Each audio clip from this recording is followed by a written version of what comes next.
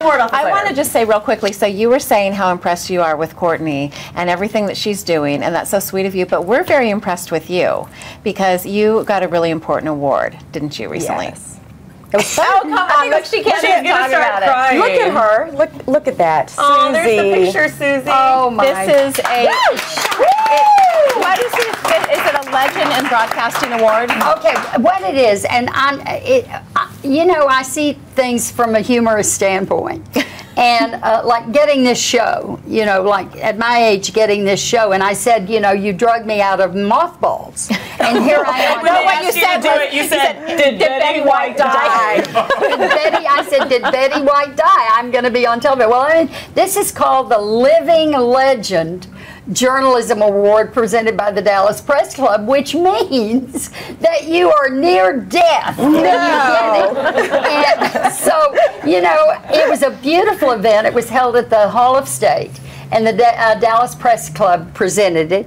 And there were 10 honorees. Among them was Al Carroll, the super handyman, which you all, I don't know if you remember it, but he and I used to sell windows at movie breaks on television. And there was Bob Porter, who was a wonderful journalist around.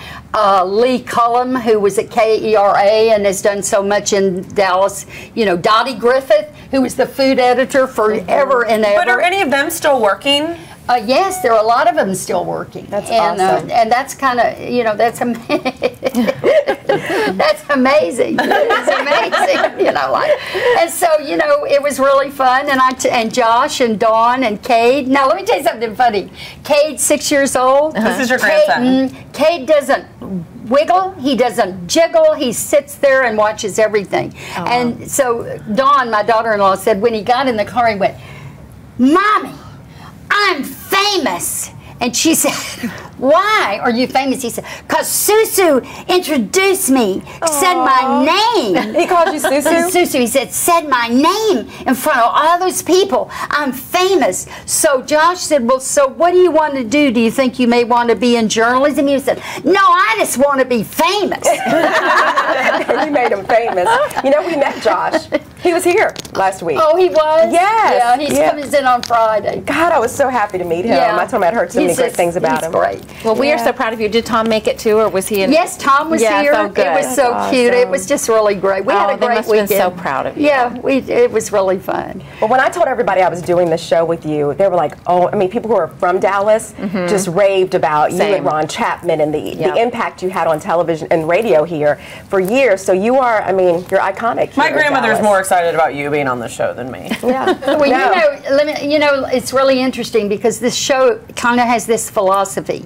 The philosophy of Ron Chapman and that morning show at KVIL was that our job, our single job, was to get people in a happy mood in the morning. And that's what our job is here. Do you think we're doing that? Yeah, I do. I don't know how happy. I don't know if they're too happy. It depends how sad they start. But I think because you have to be just a little insane to watch it. No, but I think this show is wonderful because you never know what you're going to get. And something that makes something work is when you can have highs and lows, but every now and then you need something to slap you in the face to wake you up.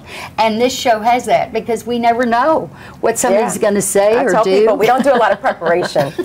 And by a lot, we mean none.